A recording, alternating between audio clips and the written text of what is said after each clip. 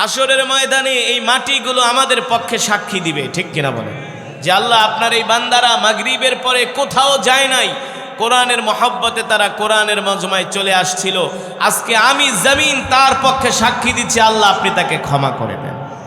শুধু কি জমিন সাক্ষী দিবে? না না না, আল্লাহ রসুলের হাদিস, আল্লাহর নবী বলেন আল কোরআন হুজ্জাতুল লাকা ওয়া আলাইক। যারা দুনিয়ার জমিনে আল্লাহর কোরআনকে ভালোবাসবে, আল্লাহর কোরআনকে মহব্বত করবে, কোরআনের মজমায় আসবে, হাসরের ময়দানে আল্লাহর কোরআন তার পক্ষে সাক্ষী দিবে। মুসলমান, আমি দীর্ঘক্ষণ সময় কোরআনুল কারীমের তেলাওয়াত করেছি, আপনারা শুনেছেন। আমি বলি না, আমার রব বলছেন ওয়ানুনাজ্জিলু মিনাল কুরআনি মা হুয়া শিফাউ ওয়া রাহমাতুল লিল মুমিনিন ওয়া লা ইয়াজিদুজ যালিমিনা ইল্লা খাসারা। আল্লাহ রাব্বুল আলামিন বলেন, নবী আমি আল্লাহ আপনার উপর যে কোরআন নাজিল করেছি, এই কোরআন আমি মুমিনের শেফার জন্য নাজিল করেছি, ঠিক কিনা বলে? আজকে মুসলমান কোরআন শুনতে আসে না, কোরআনের মজমায় আসে না, ঠিক কিনা বলেন? অথচ এই কোরআনের জন্য রসুলের সাহাবীরা জীবন দিয়েছে, কথা বলে না কেন? এই কোরআনের জন্য আল্লাহর নবী উহুদের ময়দানে, তায়েফের ময়দানে আল্লাহ রসুল দান মোবারক শহীদ করেছে, ঠিক কিনা বলেন? ও মুসলমান, ও যুবক, একমাত্র এই কোরআনের কথা বলার কারণে আমার নবী তায়েফের ময়দানে গিয়েছিলেন। তায়েফবাসীদেরকে কোরআনের কথা বলার কারণে আল্লাহর নবীকে 5 কিলোমিটার রাস্তা তারা দৌড়িয়েছে আর পাথর মেরেছে, নবীকে পাগল পাগল বলে গালি দিয়েছে, ঠিক কিনা? যে কোরআনের জন্য আল্লাহ রসুল রক্ত দিয়েছেন, যে কোরআনের জন্য রসুলের সাহাবীরা জীবন পর্যন্ত দিয়েছেন, আজকে আমরা মুসলমানরা সেই কোরআন পড়ি না, সেই কোরআন পড়তে পারি না। আল্লাহ রসুল বলে, উম্মত তুমি যে কোরআন পড়তে পারো না, কাল হাসরের ময়দানে আল কোরআন হুজ্জাতুল লাকা ওয়া আলাইকা, এই কোরআন কারো পক্ষে সাক্ষী দিবে। এই কোরআন কারো জন্য হবে হাসির কারণ, আবার কারো জন্য হবে কান্নার কারণ। এই কোরআন হাসরের ময়দানে কারো জন্য হবে হাসির কারণ, আবার কারো জন্য হবে কান্নার কারণ। কাদের জন্য হবে কান্নার কারণ? যারা কোরআনের তেলাওয়াত শোনার পরেও কোরআনের মজমায় আসে নাই, ঠিক কিনা বলেন? আল্লাহর কোরআন হাসরের ময়দানে সাক্ষী দিয়ে বলবে, আল্লাহ আপনার এই বান্দা কোরআন পড়তে পারতো না, কিন্তু একজন কারি সাহেব যখন কোরআন পড়েছে, সে কোরআনের মহব্বতে ঘরে বসে থাকতে পারে নাই।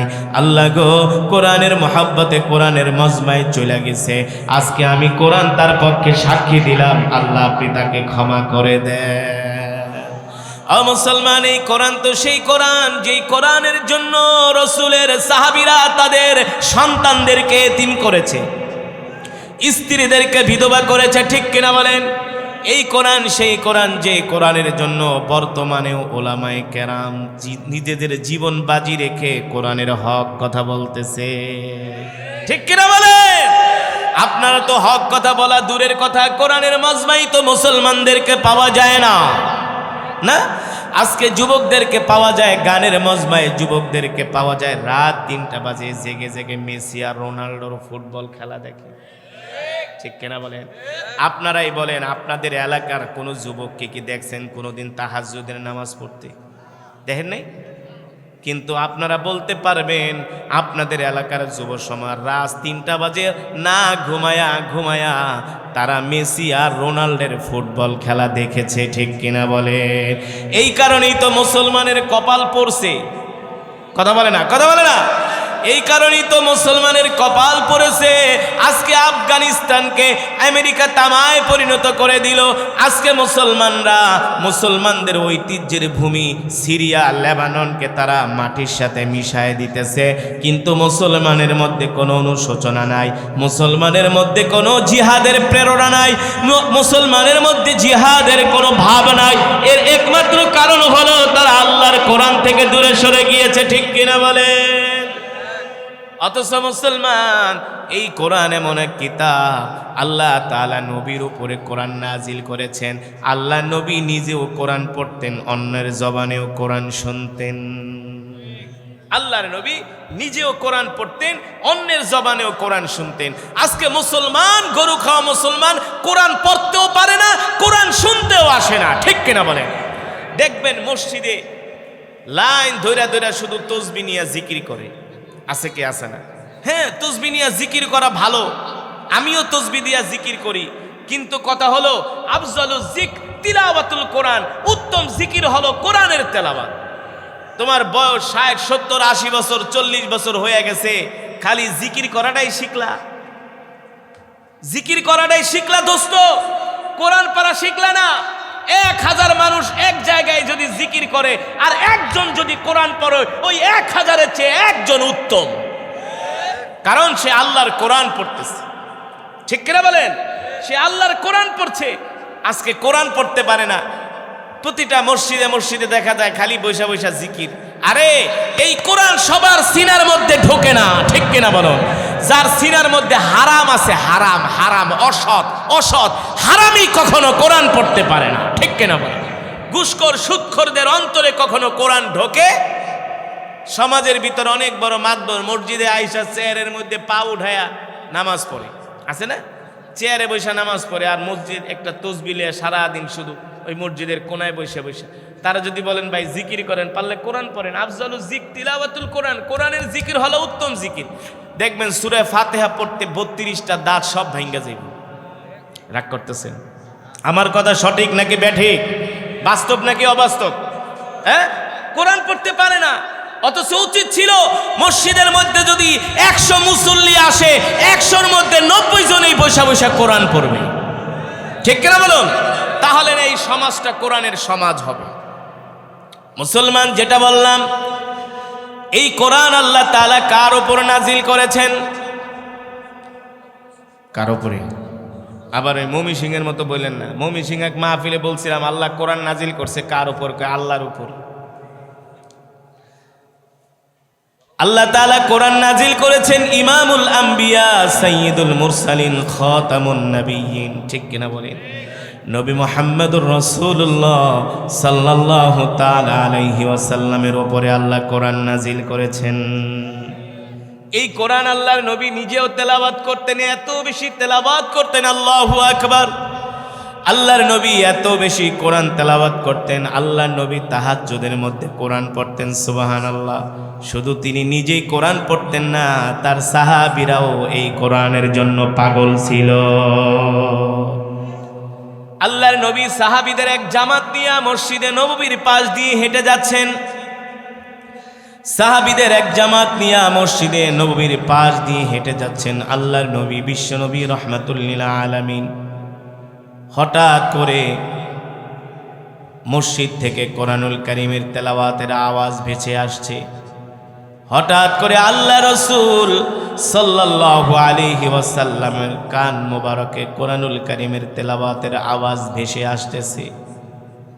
আল্লাহ নবী ডাক দিয়া বলে, এ সাহাবীরা, এত সুন্দর করে কে কোরআন পড়ে? এত সুন্দর করে কে কোরআন পড়ে?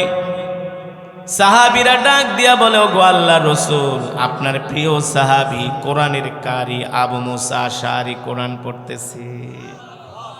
নবীজি সাহাবীদের এক জামাত নিয়ে হেঁটে যাচ্ছিলেন। ও মুসলমান, যেটা বললাম, আল্লাহর নবী নিজেও কোরআন পড়তেন, অন্যের জবানেও কোরআন শুনতে আল্লাহর রাসূল ভালোবাসতেন। সুবহানাল্লাহ বলেন, আরো বলেন, জোরে বলেন সুবহানাল্লাহ। আল্লাহর রাসূল সাহাবীর ওই তেলাওয়াতের আওয়াজ শুনে জায়গার মধ্যে আল্লাহর নবী দাঁড়ায় গেলেন। তো আল্লাহর নবী দাঁড়াইছেন, সাহাবীরা কি দাঁড়াবে না নাকি তারা চলে যাবে? সুবহানাল্লাহ বলেন। আল্লাহ রাসূল দাঁড়ায় গেছেন, সাহাবীরাও দাঁড়িয়ে গিয়েছেন। সাহাবী কোরআনের কারি সাহাবী আবু মুসা আশআরী রাদিয়াল্লাহু তাআলা আনহু কোরআনুল কারীমের তেলাওয়াত করতেছেন। এত মজার তেলাওয়াত, মধুর তেলাওয়াত, হৃদয়গ্রাহী তেলাওয়াত, হৃদয় স্পর্শী তেলাওয়াত। এই সাহাবীর তেলাওয়াত শুনে আল্লাহর রাসূল স্বয়ং দাঁড়ায়া দাঁড়ায়া সাহাবীর তেলাওয়াত শুনতেছে। দাঁড়িয়ে দাঁড়িয়ে সাহাবীর তেলাওয়াত শুনতেছে। দীর্ঘক্ষণ সময় রাসূলের সাহাবী আবু মুসা আশআরী কোরআন পড়লেন। আল্লাহর নবী দাঁড়িয়ে দাঁড়িয়ে কোরআন শুনলেন। এত লম্বা সময় আল্লাহ রসুল দাঁড়ায় রয়েছে।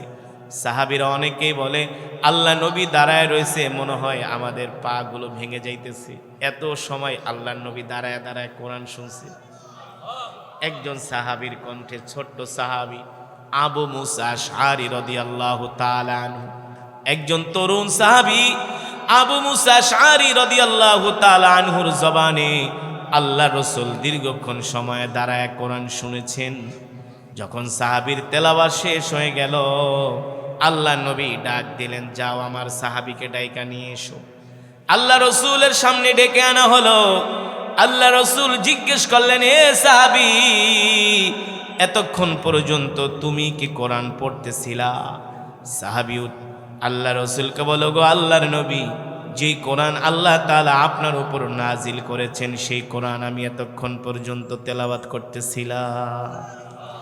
আল্লাহ নবী ডাক দিয়ে বলে, সাহাবী রে, তুমি কি জানো যতক্ষণ পর্যন্ত তুমি তেলাওয়াত করেছো ততক্ষণ পর্যন্ত দাঁড়িয়ে দাঁড়িয়ে আমি তোমার তেলাওয়াত শুনেছি। কেমন মজার নবী ছিলেন। আর আমরা হইলে ভাব দেখায় চলে যেতাম, ওর চেয়ে কি আমি কম পারি নাকি? ঠিক কিনা বলেন?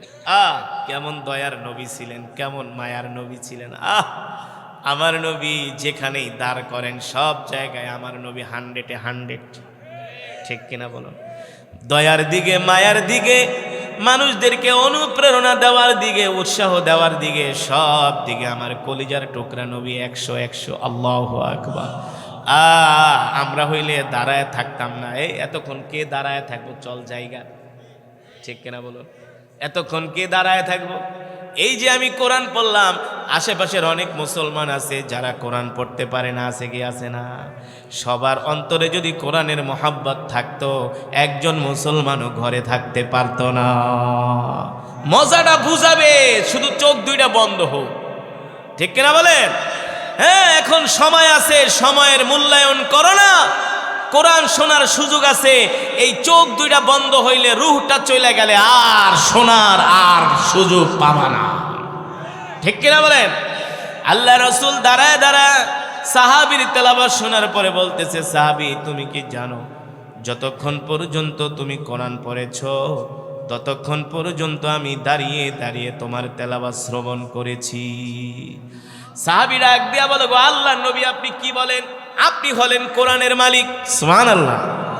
আমি একটা ছোট মানুষ, আপনি আমার জবানে দাঁড়ায় দাঁড়ায় কোরআন শুনছেন। দেখেন আমার নবী, মজার নবী, কত সুন্দর করে বলতেছে, সাহাবীরে শুধু আমি দাঁড়ায় দাঁড়ায় তোমার তেলাওয়াত শুনি নাই, আমি খেয়াল করেছি তোমার যেই কণ্ঠটা, এই কণ্ঠের মধ্যে আল্লাহ তাআলা দাউদের কণ্ঠ দান করেছেন।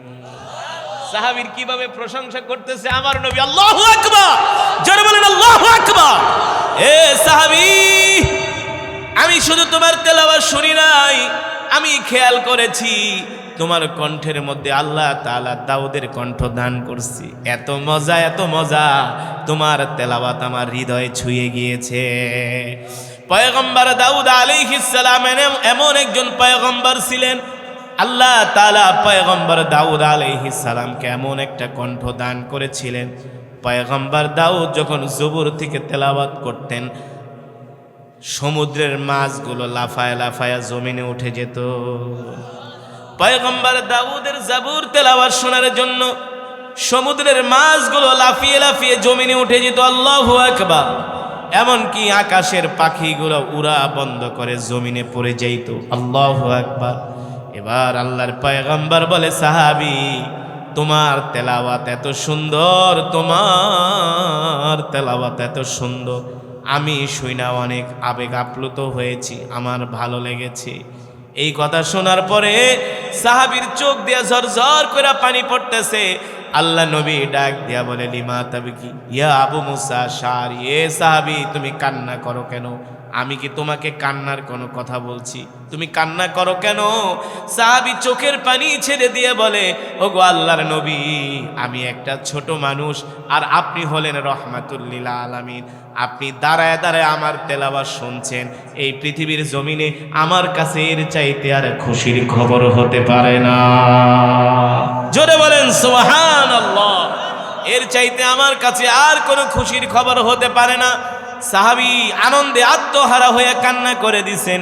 আল্লাহ নবী ডাক দিয়া বলে, সাহাবীরে, এই যে তুমি এত সুন্দর করে কোরআন পড়তে পারো, তুমি কি জানো আল্লাহ তোমার জন্য কি পুরস্কার রেখেছে? সাহাবী ডাক দিয়া বলে, গো আল্লাহ রসুল, আল্লাহ এবং আল্লাহ রসুলই ভালো জানেন। আল্লাহ নবী ডাক দিয়া বলে, সাহাবী রে, এই যে তুমি এত সুন্দর করে কোরআন পড়তে পারো, এই কারণে আল্লাহ তাআলা তোমার জন্য জান্নাতের দরজা খুলে রেখেছে। জোরে বলেন সুবহানাল্লাহ। এই কোরআন এমন এক কিতাব, যে কোরআন আল্লাহ তাআলা নিজে তেলাওয়াত করবে। সুবহানাল্লাহ বলেন। আল্লাহ তাআলার কুদরতি জবানে তেলাওয়াত শুনতে রাজি আছেন তো? আছেন তো ইনশাআল্লাহ? তারাই দুনিয়ার জমিনে, তারাই সেই জান্নাতের মধ্যে আল্লাহ তাআলার কোরআন শুনতে পারবে। আল্লাহ তাআলার কুদরতি কণ্ঠে যারা দুনিয়ার জমিনে চায়ের দোকানে বৈশা বেশি বেশি করে বাংলা সিনেমা দেখছে, হ্যাঁ, ফেরেশতারা পিটায়া হাড্ডি ভাঙ্গা ফালাইবে। হ্যাঁ, নামাজের খবর নাই, মসজিদ থেকে মাত্র 20 হাত দূর চায়ের দোকান, না? মসজিদের মিনার থেকে আজান দেয়, হাইয়া আলাস সালাহ, নামাজের দিকে আসো, হাইয়া আলাল ফালাহ, কল্যাণের দিকে আসো। 10টা মিনিট নামাজের জন্য দিতে পারে না, অথচ 3 ঘন্টা বাংলা সিনেমা ঠিকই দেখতে পারে। আছে কি আছে না? নাই? এই ফরিদপুর ভাঙ্গায় নাই? আহ, মসজিদে মুসল্লি নাই, চায়ের দোকানে মানুষের অভাব নাই, না? মসজিদে মুসল্লি নাই, চায়ের দোকানে মানুষের অভাব নেই, একটার পর একটা বিড়ি টান মারে, আর আরেকটা দে। সিনেমা শেষ হয়ে গেল, আরেকটা লাগা। বয়স হয়ে গেছে 70-80, বুড়া, সেও ওই যুবকদের সাথে বৈশা বৈশা সিনেমা দেখে। নামাজের জন্য ডাকলে, তোমার নামাজ তুমি পড়ো, আমার ইমান ঠিক আছে। ইমান ঠিক, ফেরেশতারা এমন মারা মারবো রে, একবারে মাইরে চড়ে লাথি মারতে মারতে জাহান্নামে নিয়ে যাই। কথা সঠিক না বেঠিক? কষ্ট পাইতেছেন? রাগ করতেছেন? ও মুসলমান, স্বয়ং আল্লাহ তাআলা নিজে জান্নাতীদের সামনে কোরআনুল কারীমের তেলাওয়াত করবে। কারা শুনতে পারবে? কারা শুনতে পারবে? আপনাদের মতো কোরআন প্রেমিক মুসলমানরা শুনতে পারবে। আপনাদের মতো কোরআন প্রেমিক যারা কোরআনের আওয়াজ শুনে আর ঘরে বসে থাকেন নাই, চায়ের দোকানে যান নাই, ঠিক কিনা বলেন? আপনাদের মতো কোরআন প্রেমিক আল্লাহর পাগলেরা সেই দিন কোরআন শুনবে। আল্লাহ তাআলা নিজে পড়বে, আনার রহমান, আনার রহমান আল্লামাল কুরআন। আমরা দুনিয়ার জমিনে পড়ি আর রহমান, আল্লাহ বলবে আনার রহমান, আমি রহমান, আমি রহমান, আমি আমার কোরআন পড়তেছি, বান্দা তোরা শোন। সুবহানাল্লাহ। তাফসীরের মধ্যে আসছে, সেই দিন আল্লাহ তাআলার জবানে সূরাতুর রহমানের তেলাওয়াত শুনবে, শুনতে শুনতে 50,000 বছর কেটে যাবে। জোরে বলেন সুবহানাল্লাহ। কত হাজার বছর? কি মজা হবে, কি মজা! দুনিয়ার মানুষের কণ্ঠ যদি এত সুন্দর হয়, তাহলে আমার রবের কণ্ঠ কেমন হতে পারে? এই কারণে এই মুহূর্তের ভিতরে 50,000 বছর কেটে যাবে, কোনো টের পাবে না, কোনো টের পাবে না, কোনো খবর থাকবে না। 50,000 বছর মুহূর্তেই কেটে যাবে। বলতে পারেন হুজুর 50,000 বছর কেটে যাবে, কোনো টের পাবে না, কারণটা কি? এই জন্য টের পাবে না, সুখের সময় স্থায়ী হয় না, ঠিক কিনা বলেন?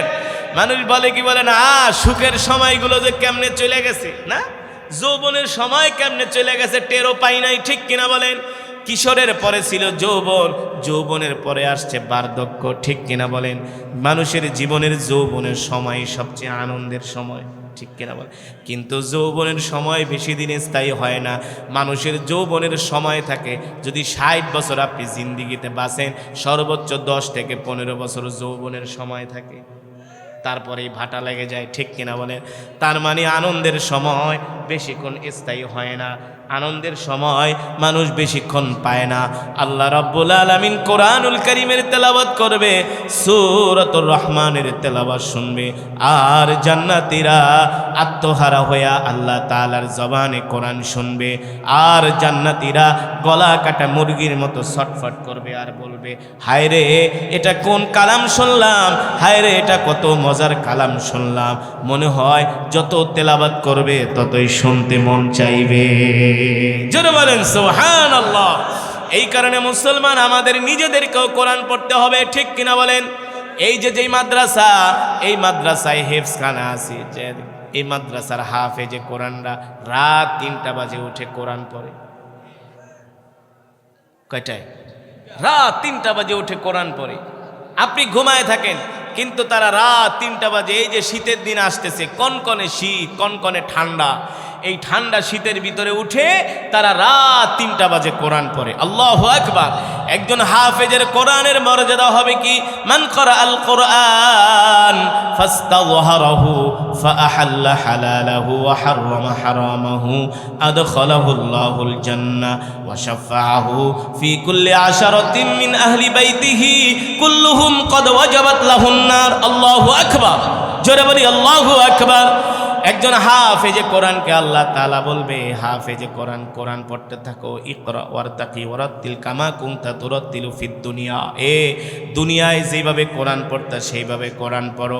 একজন হাফেজে কোরআন, কোরআনের এক আয়াত পড়বে এক তলায় উঠবে, এক আয়াত পড়বে এক তলায় উঠবে। এইভাবে কোরআনুল কারীম যেখানে শেষ হবে সেখানে হাফেজে কোরআনের গন্তব্য শেষ হবে। আল্লাহ তাআলা হাসরের ময়দানে একজন হাফেজে কোরআনকে নূরের তাজ পরিয়ে দিবে, নূরের তাজ পরিয়ে দিবে। তখন ওই কোটিপতিরা বলবে, এই কিরে, ওর বাপে না তরকারি ব্যস্ত, ওর বাপে না ঠেলা গাড়ি চালাইতো, ঠিক কিনা বলেন? বাংলাদেশের বেশি ধনী মানুষের পোলাপান আলেম হইতে পারে না, এটা বাস্তব। 2-4-10 পারা পড়া চলে যায়, কারণ এত আরামে আরামে মুরগির রান খাইলে কোরআন মুখস্থ করা যায় না, ঠিক কিনা বলেন? আমরা যে হাফেজ হয়েছি, 3 বছর হেফজখানায় পড়ছি না, 3 বছর জেল খাটছি, এত সোজা না। আপনারা তো হাফেজে কোরআনকে মর্যাদা দেন না, বছরে একবার শুধু ডাক দিয়া নিয়ে খতম তারাবি পড়ান আর বাটির ভিতরে বইরা ভাত দিয়া দেন, শেষ। এই মনে করেন কোরআনের হক আদায় হয়ে গেছে, এত সোজা না। একটা হাফেজে কোরআনের যে কত মর্যাদা আপনি যদি জানতেন, আপনি তার জুতা টানতেন, জুতা সোজা করতেন। হাফেজ হওয়া এত সোজা না, এই সিনার মধ্যে কোরআনটাকে ধারণ করা এত সোজা না। যার তার সিনায় কোরআন থাকে না, বুঝবেন যে হাফেজে কোরআন সে কয়েক লক্ষ কয়েক কোটির মধ্যে একজন, আল্লাহ তাকে নির্বাচন করেছে, ঠিক কিনা বলেন? চট্টগ্রামের এক মাওলানা আছে, মাওলানা আজিজুল হক আল মাদানী, যিনি হাটাজারি মাদ্রাসার মুহাদ্দিস ছিলেন, অনেক বড় জবরদস্ত আলেম। মাওলানা আজিজুল হক আল মাদানী চট্টগ্রাম সন্দ্বীপে এক মাহফিলে তার সাথে আমার দেখা। আমি কোরআন পড়তেছি, সে খাবার খাচ্ছিল, খাবার। কোরআনের আওয়াজ শুনে খাওয়া বন্ধ করে দিচ্ছে, বলে খাওয়া বন্ধ কর, এখন আর খাওয়া যাবে না, কোরআন তেলাওয়াত হচ্ছে। যেখানে কোরআন তেলাওয়াত হচ্ছে সেখানে আবার কিসের খাওয়া? যখন তেলাওয়াত শেষ হয়ে গেল, আমার বয়ান শেষ হলো, আমার পরে তিনি বয়ান করবেন। তিনি স্টেজে আয়সা বললে, কারি সাহেব, আপনি কি জানেন আল্লাহ আপনাকে কি মর্যাদা দিয়েছেন, কি সম্মান, কি নেয়ামত দিয়েছেন? বলে একজন হাফেজে কোরআনের এত মর্যাদা, একজন কারি সাহেবের এত মর্যাদা। আল্লাহু আকবার। জোরে বলেন আল্লাহু আকবার। একজন হাফেজে কোরআনের মর্যাদার কারণ হলো তার সিনার মধ্যে আল্লাহর কোরআন আছে, ঠিক কিনা বলুন? তার সিনার মধ্যে কি আছে? তার এই বক্ষে আল্লাহ তাআলার কোরআনকে সে ধারণ করেছে। হাদিস শরীফে আসছে, যে যত সুন্দর করে কোরআন পড়তে পারে আল্লাহ তাআলা তাকে তত বেশি ভালোবাসে। যে সবচেয়ে সুন্দর করে কোরআন পড়তে পারে আল্লাহ তাআলা তাকে সবচেয়ে বেশি ভালোবাসে। এখন হিসাব নিকাশ করা দরকার, আপনার আমার কোরআন তেলাওয়াতের অবস্থা কেমন? এই যে নামাজ পড়তেছেন 60-70 বছর, কোরআন পড়তে পারেন না, ঠিক কিনা বলেন? আমরা তো এই কোরআনকে মনে করি যে বাপ মরে গেছে, 40 দিন পরে 10 জন ইমাম সাহেব দাওয়াত দিয়ে এক খতম কোরআন পড়ায়া 10টা গরু জবাই করায়া জনমের মতো খিচুড়ি খাওয়ামো আর কোরআনের হক আদায় হয়ে যাবে। এতই সোজা, এতই সোজা। আমি তো আগেই বলেছি, এই কোরআনের জন্য আল্লাহ রসুল উহুদের ময়দানে দান দান মোবারক শহীদ করেছেন, ঠিক কিনা বলেন? এই কোরআনের জন্য আল্লাহ রসুল তায়েফের ময়দানে গিয়েছেন। এই কোরআনের কথা বলার কারণে মক্কার কাফেররা আল্লাহর নবীকে পাগল বইলা গালি দিছে, ঠিক কিনা বলুন? কিন্তু আল্লাহ রাব্বুল আলামিন ডাক দিয়া বলেন, আলা লাহুল খালকু ওয়াল আমরু তাবারাকাল্লাহু রাব্বুল আলামিন। নবী, আপনি কোরআনের কথা বলার কারণে মক্কার কাফেররা আপনাকে পাগল বলে গালি দেয়, আপনাকে জাদুকর বলে গালি দেয়, আপনাকে মিথ্যাবাদী বলে গালি দেয়। নবী, আপনি কষ্ট পাবেন না। মক্কার কাফেররা জানে না আপনি হলেন রহমাতুল লিল আলামিন, ঠিক কিনা বলেন? আমি আল্লাহ আপনাকে এত মর্যাদা দেওয়ার কারণ হলো আমি আল্লাহ আপনার উপর কোরআন নাজিল করেছি। এই পৃথিবীর জমিনে আল্লাহ তাআলা যত পয়গম্বর পাঠিয়েছেন সব পয়গম্বরের চেয়ে আল্লাহ তাআলা আমার নবীর মর্যাদা সবচেয়ে বেশি দিয়েছেন। কারণ কি বলেন, বলতে পারবেন? শুধু কোরআনের কারণে আমার নবীর এত মর্যাদা, শুধু কোরআনের কারণে, আর কোনো কারণ না। আমার নবীর চেয়ে অন্যান্য পয়গম্বররা বয়সে বেশি পেয়েছে, ঠিক কিনা বলেন?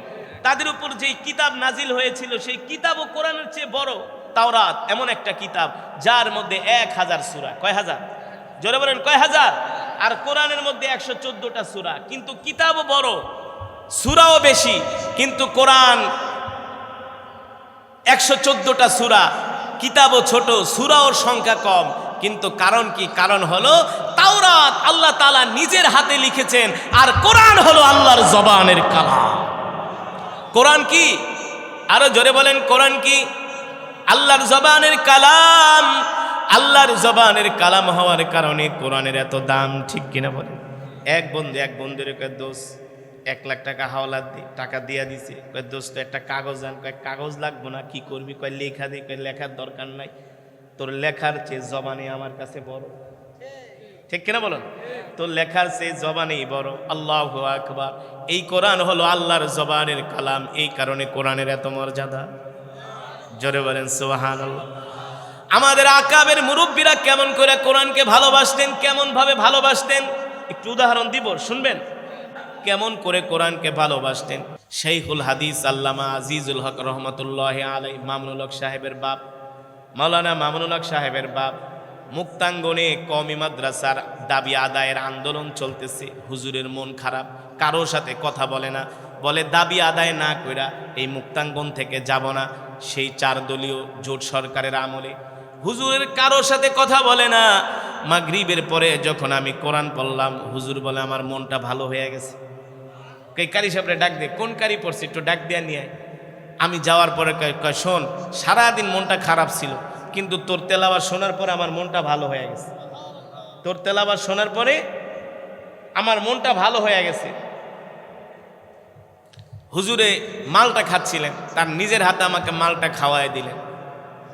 শাইখুল হাদিস আল্লামা আজিজুল হক রহমতুল্লাহ আলাইহির কথা বলছি, যিনি 50 বছরের উপরে বুখারী পড়িয়েছেন, যিনি হলেন জিন্দা ওলি, ঠিক কিনা বলুন?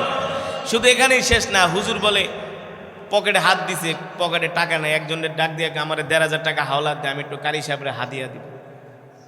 কোরআনের সম্মান, আর কিচ্ছু না, আর কিচ্ছু না। আল্লামা শাহ আহমদ শফি নওয়ারাল্লাহু মারকাদাহু ওয়া জাআলাল জান্নাতা মাথওয়াহু, আমাদের আকাবের, আমাদের রাহবা আল্লামা শাহ আহমদ শফি রহমতুল্লাহ আলাইহি, চাঁদপুরে এক মাহফিলে কোরআন পড়তেছি, হুজুর ঘুমায় আছেন। হুজুর ঘুমেতে জেগে গেছে। এই কে এত সুন্দর কোরআন পড়ে? বলে কারি আসাদ। কারি আসাদের তাড়াতাড়ি ডাক দে। আমি যাওয়ার পরে হুজুর শোয়া ছিল, বসে গেছে। কারি সাহেব, তুমি কি যে তেলাওয়াত করলা, আমি ঘুমাইতেছিলাম, ঘুম টুম সব শেষ। আমি কোরআনের সুর শুই না, আর ঘুমায় থাকতে পারি নাই। হুজুরকে আপনার হাতটা দেন। আমার এখনো মনে আছে, হুজুরের হাত দিলাম। শোনেন, আপনাকে আমি হাটাজারি মাদ্রাসায় দাওয়াত দিয়ে গেলাম, আপনি হাটাজারিতে যাবেন। আমি গেলাম হাটাজারিতে। কারি সাহেব যখন যাবে তখন আমি যাব। হুজুর আমাকে নিয়ে স্টেজে গেলেন, আমার পিছে নামাজ আদায় করলেন। নামাজ শেষ হওয়ার পরে তার খাদেমকে, শফি ভাইকে বলে, শফি, আমার কারি সবচেয়ে সুন্দর করছে, আমার কারিরে বেশি করে হাদিয়া দিয়ে দিবি।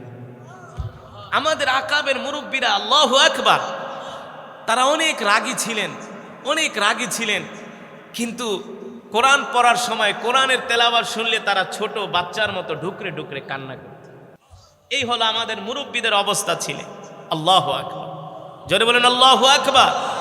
এই কারণে ভাইয়েরা আমার, এই কোরআনকে ভালোবাসতে হবে। এই কোরআনকে আমাদের জীবনের সব জায়গায় কোরআন নিয়ে আমাদেরকে বাঁচতে হবে, ঠিক কিনা বলুন? আজকে আমাদের সন্তানরা কোরআন পড়তে পারে না, আমরা নিজেরাও কোরআন পড়তে পারি না, আমাদের ঘরওয়ালিরাও কোরআন পড়তে পারে না। এটা কিন্তু কোনো মুসলমানের কাজ হতে পারে না, ঠিক কিনা বলেন? অথচ কোরআন এমন এক কিতাব, ইদা উদিআল মাইয়িতু ফি কবরিহি জাআল কুরআনু ইনদা রাসিহি। আল্লাহ রসুল বলেন, যারা দুনিয়ার জমিনে কোরআনকে ভালোবাসবে, তারা যখন ইন্তেকাল করবে তাদের কবরের মধ্যে আল্লাহর কোরআন চলে যাবে। যদি আপনি দুনিয়াতে কোরআনকে ভালোবাসেন, এখন আপনি ইন্তেকাল করবেন, আপনার জন্য যে কবর খোদা হবে, আমাদের কি রাইখা দিবে নাকি? কবরে ঢুকাবে না, না ঘরে রাইখা দিবে? এক সেকেন্ডও না। এখন মরেন না, দেখবেন রাত 10টার ভিতরে কবরে ঢুকায় দেওয়া হবে। তারপরে আপনার কোন জায়গায় কি সম্পদ আছে সব হিসাব করা হবে, যে কত জায়গা কত বিঘা রাইখা গেছে। আর সন্তান যদি কুসন্তান হয়, তাইলে মরার পরে আবার গালিও খাইতে পারে, যে এই জমিগুলা কেন বিক্রি করে গেল। ভাঙ্গার কাছে, বাজারের কাছে জমিটি বিক্রি না করলে আজকে কয়েক লক্ষ টাকা দাম হইতো। কথা বাস্তব নাকি অবাস্তব? ও মুসলমান, আল্লাহ রসুল বলেন, ইদা উদিআল মাইয়িতু ফি কবরিহি জাআল কুরআনু ইনদা রাসিহি। আল্লাহর নবী বলেন, যারা দুনিয়ার জমিনে আল্লাহর কোরআনকে মহব্বত করবে, যারা দুনিয়ার জমিনে আল্লাহর কোরআনকে ভালোবাসবে, তারা যখন ইন্তেকাল করবে, তাদের জন্য যেই কবর খোদা হবে, তাদের জন্য যেই কবর খনন করা হবে, ইন্তেকালের সাথে সাথে যখন তাকে কবরের মধ্যে দাফন করা হবে, অন্ধকার কবর, এমন এক ঘর যেখানে নাই কোনো বাতি, নাই কোনো সাথী, কোনো আত্মীয় স্বজন যেতে পারবে না, কোনো বন্ধু বান্ধব যেতে পারবে না। ওই কবরের মধ্যে আপনাকে আমাকে এতিমের মতো শুয়ে থাকতে হবে, ঠিক কিনা বলেন? ওই কবরে যাওয়ার কারো কোনো ক্ষমতা নাই। কিন্তু আপনি যদি দুনিয়ার জমিনে আল্লাহর কোরআনকে মহব্বত করেন, আপনাকে কবরের মধ্যে দাফন করার সাথে সাথে আল্লাহর কোরআন আপনার মাথার সামনে যায়া দাঁড়ায়া যাবে, আপনার কবরটাকে আলোকিত করবে। আল্লাহু আকবার। আপনি যখন দেখবেন আপনার কবরটা আলোকিত হয়ে গেছে, আল্লাহর কোরআন বলবে, দোস্ত তুমি ঘুমা, তোমার কোনো চিন্তা নাই। আপনার কবরে দুইজন মুনকার নাকির ফেরেশতা আসবে সওয়াল করার জন্য। ফেরেশতারা আয়েশা যখন আপনাকে সওয়াল করবে, আল্লাহর কোরআন বলবে, হে আমার বন্ধুকে ডিস্টার্ব করো না, আমার বন্ধুকে জ্বালা যন্ত্রণা দিও না। বলবে, কেন, আপনি কি? আল্লাহর কোরআন বলবে, তোমরা কে? বলবে, আমরা আল্লাহর ফেরেশতা। বলবে, কবর থেকে বের হয়ে যাও, আমার বন্ধুকে এখন কোনো প্রশ্ন করা যাবে না। কথাটা কি বুঝতেছেন আপনারা? আল্লাহর কোরআন বলবে, এই ফেরেশতা যাও, গেট আউট। ফেরেশতাদেরকে ধমক দিবে আল্লাহর কোরআন, যাও মিয়া, আইসো প্রশ্ন করতে। আমার দোস্ত সারা জীবন ঘুমায় নাই, কত কষ্ট করছে, কোরআনের জন্য রক্ত দিছে, জান দিছে, মাল দিছে, জেল খাটছে, জুলুম নির্যাতন সহ্য করছে, আল্লাহর কোরআন থেকে এক চুল পরিমাণ দূরে সরে যায় না, ঠিক কিনা মুসলমান? এক পর্যায়ে আল্লাহ রসুল বলেন, কোরআনের সাথে ফেরেশতাদের সাথে ঝগড়া লেগে যাবে, কিন্তু কোরআনের চেয়ে তো আর ফেরেশতাদের পাওয়ার বেশি না, না? তারা বারবার প্রশ্ন করতে চাইবে, আল্লাহর কোরআন বলবে, যাও যাও। যখন এক পর্যায়ে ফেরেশতারা আর কুলাতে পারবে না, তখন প্রশ্ন করবে, আচ্ছা আমরা চলে যাব, আপনার পরিচয়টা দেন। এবার আল্লাহর কোরআন বলবে, শোনো, তোমরা হলে আল্লাহর একদল বিশেষ বাহিনী, তোমরা আল্লাহর ফেরেশতা, হুকুমের গোলাম, কিন্তু আমি হলাম স্বয়ং আল্লাহর জবানের কালাম। এবার ক্ষমতা কার বেশি, তোমার না আমার? কোরআনের। ফেরেশতা যাক, আমার বন্ধুকে ডিস্টার্ব করা যাবে না, সুবহানাল্লাহ বলেন। এবার ওই কবরবাসী আনন্দে আত্মহারা হয়ে যাবে আর বলবে, দোস্ত তুমি না আমারে কত বিপদ থেকে বাঁচাইলা। এবার কোরআন বলবে, দোস্ত শুধু এখানেই শেষ না, তুমি আরামে ঘুমাও, তুমি আরামে ঘুমাও, যতক্ষণ পর্যন্ত আমি তোমাকে জান্নাত পর্যন্ত পৌঁছে না দিব, ততক্ষণ পর্যন্ত আমি কোরআন তোমাকে ছেড়ে যাব না। আল্লাহ রব্বুল আলামিন হাসরের মাঠ কায়েম করবে। এবার সমস্ত কবরবাসীরা হাসরের ময়দানে যাবে, ইয়া নাফসি বলবে, আল্লাহর কোরআন বলবে দোস্ত তুমি চিন্তা করো না, তুমি আমার সাথে আসো। যাবে তাকে মিজানের পাল্লার কাছে নিয়ে, মিজানের পাল্লার কাছে যে ফেরেশতা নিযুক্ত সে দেখবে আল্লাহর কোরআন আছে, তার সাথে কয় তোমার নেকি আমল পাল্লায় দেওয়ার কোনো দরকার নাই। যার সাথে স্বয়ং আল্লাহর কোরআন আছে, সুবহানাল্লাহ। সাধারণ একটা উদাহরণ দিই, আপনি যদি কোনো সরকারি কোনো প্রোগ্রামে যান, প্রধানমন্ত্রীর কোনো প্রোগ্রামে যান, ডক্টর ইউনূসের কোনো প্রোগ্রামে যান, সেখানে যাবার জন্য একটা গেট পাস লাগে, লাগবে না? অবশ্যই লাগবে। কিন্তু আপনার সাথে যদি দুইজন পুলিশ থাকে, ঠিক কিনা বলেন, আর গেস পাঠার জিগাইব যার সাথে সরকারি লোক আছে তার আবার কিসের পাস, ঠিক কিনা বলেন? তো যার সাথে আল্লাহর কোরআন আছে তার আবার কিসের হিসাব নিকাশ, সুবহানাল্লাহ। কারণ তার আমল ভালো না হলে তো আল্লাহর কোরআন তার সাথে থাকতো না। কথা কেনা বুঝছেন তো? আল্লাহর কোরআন তার সাথে আছে, তার মানে তার নেক আমল ভালো। এবার মিজানের ফেরেশতা বলবে যাও যাও, তোমার নেকি বুদ্ধি আমল করার পাল্লায় দেওয়ার কোনো দরকার নাই। এবার জাহান্নামের কাছে যাবে, জাহান্নামের ফেরেশতা বলবে যাও যাও, তোমার জন্য দরজা খোলা, তুমি জান্নাতের দিকে চলে যাও, সুবহানাল্লাহ। এবার মিজানের পাল্লা থেকে জাহান্নাম থেকেও বেঁচে গেল। এবার যাবে পুলসিরাত পার হইতে পারলে ওই পারেই জান্নাত। এবার যখন সে পুলসিরাত দেখবে ভয়ে থরথর করে কাঁপবে। আল্লাহর কোরআন বলবে বন্ধু চিন্তা করো না, এই পুলসিরাতই সেই পুলসিরাত যে পুলসিরাত থেকে 1000-এর মধ্যে 999 জন সিটকে জাহান্নামে পড়ে যাবে। আমি কোরআন তোমার সাথে আছি, চিন্তা করো না, তোমার হাত দাও, আল্লাহর কোরআন চোখের পলকে তাকে পুলসিরাত পার করে আল্লাহর জান্নাতে ঢুকিয়ে দিবে। এবার আল্লাহর কোরআনকে জিজ্ঞেস করবে বন্ধু তুমি আমার এত বড় উপকার করলা, কে তুমি, কি তোমার পরিচয়? এবার আল্লাহর কোরআন বলবে বন্ধু তুমি কি আমাকে চিনো না? ওই যে দুনিয়ার জমিনে ঠান্ডা পানি দিয়া তাহাজ্জুদের সময় উঠা কোরআন পড়ছিলা, ফজরের সময় মানুষ মসজিদে আসে নাই, তুমি ঠান্ডা পানি দিয়া ওযু করে কোরআন পড়ছিলা।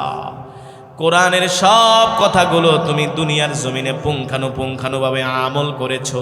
কোরআনের সব কথাগুলো দুনিয়ার জমিনে তুমি পুঙ্খানুপুঙ্খানুভাবে পালন করেছো। তুমি দুনিয়াতে আমাকে ভালোবাসছো, দুনিয়াতে তুমি আমার বন্ধু ছিলা, আজকে আমি তোমার বন্ধু হয়ে গেছি। জোরে বলেন সুবহানাল্লাহ। আপনি আমি যদি দুনিয়াতে আল্লাহর কোরআনকে বন্ধু বানাই, হাসরের ময়দানে আল্লাহর কোরআন আমাদের বন্ধু হবে। একেবারে সোজা সাপটা কথা, বুঝেন নাই? দুনিয়াতে যদি আপনি কোরআনকে ভালোবাসেন, হাসরে কোরআন আপনাকে ভালোবাসবে। দুনিয়াতে কোরআনকে ভালোবাসবেন না, হাসরের ময়দানে কোরআন আপনাকে ভালো। এই কারণে দুনিয়ার জমিনে কোরআনকে ভালোবাসার দরকার আছে কি আছে না? জোরে বলেন আছে কি আছে না? তাহলে আমরা নিজেরাও কোরআন শিখবো, আমাদের সন্তানদেরকে কোরআন শিখাবো, ঠিক কিনা বলেন? আজকে যে দাঁড়িয়াপার মাঠে মাদ্রাসার উদ্যোগে যে মাহফিল জামিয়া কোরআনিয়া যে মাদ্রাসা, এই মাদ্রাসায় আপনাদের সন্তানদেরকে ভর্তি করায় হাফেজ বানাবেন, আলেম বানাবেন, রাজি আছেন? কে কে মাদ্রাসায় আপনাদের সন্তানদের নাতি পুতিদেরকে ভর্তি করাবেন? হাত উঠে আল্লাহকে দেখান, দেখান, দেখান। না হইলো আল্লাহ সন্তান দিয়ে দিবে ইনশাল্লাহ। করাবেন তো ইনশাল্লাহ? মাশাআল্লাহ, হাত নামা। আপনাদের সন্তান নাতি পুতি যা আছে এই মাদ্রাসায় না ভর্তি করাবেন। এটা ভালো একটা মাদ্রাসা, গ্রামের একটা ঐতিহ্যবাহী প্রতিষ্ঠান। আর আপনারা এই মাদ্রাসার দিকে সদা সর্বদা নজর রাখবেন, মাদ্রাসার দিকে খেয়াল রাখবেন, মাদ্রাসাকে ভালোবাসবেন, মাদ্রাসার পাশে থাকবেন। আল্লাহর রাসূল বলেছেন আল মসজিদু বাইতুল্লাহ, মসজিদ আল্লাহর ঘর, আল মাদ্রাসাতু বাইতি, মাদ্রাসা হলো আমার ঘর। যে মাদ্রাসাকে ভালোবাসবে আমি নবীকে সে ভালোবাসবে।